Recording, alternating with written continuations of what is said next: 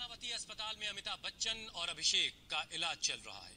अस्पताल में महानायक मजबूर हैं और अपनी मजबूरियों का इजहार वो ट्विटर के जरिए कर रहे हैं।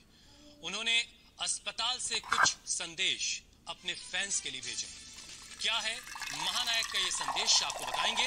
नानावती अस्पताल से इस वक्त ये है कि अमिताभ बच्चन को आइसोलेशन वार्ड से सुपर डिलक्स रूम में शिफ्ट कर अभिषेक बच्चन को भी उसी फ्लोर पर सुपर रूम दिया गया है। हम आपको बताएंगे कि क्या है अमिताभ और अभिषेक का लेटेस्ट हेल्थ अपडेट और कैसे पूरा बच्चन परिवार कोरोना के खिलाफ लड़ाई लड़ रहा है। ये खास रिपोर्ट देखिए। बेटा अपने पिता से दूर है, पति अपनी पत्नी से, 8 साल की बेटी सी आराध्या दादा दादी से दूर हो गई। माँ पास है और एहतियात भी है। एक वायरस দেখিছনে এইবোৰে আমাৰ অসমৰ বানপানীৰ কথা একোৱে নকয়। অসমত বানপানী হোৱাটো কি নতুন কথা, প্ৰতি বছৰে দেখোন হৈয়ে থাকে। আৰে সেইবুলি আৰু আমাক কণাচকু দিবনে? আমি দেশখনৰ চুকত থাকোঁ বুলি আমাক কি সদায় এফুলীয়া কৰিব নেকি? অসমত ক'ভিডত কিমান মানুহ আক্ৰান্ত হৈছে আৰু বানপানীত কিমান মানুহ আক্ৰান্ত হৈছে জাননে? এবাৰে হাতত থকা মোবাইলটোত ভালদৰে চাচোন।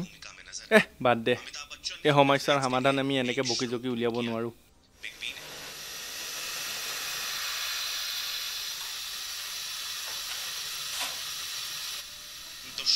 ঐ গাখীৰ গাখীৰ গাখীৰ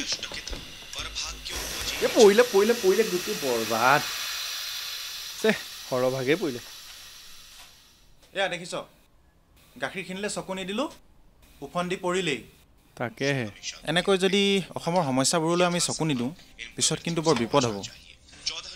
সময় থাকোঁতে কিবা এটা কৰাটো প্ৰয়োজন, বুজিছ?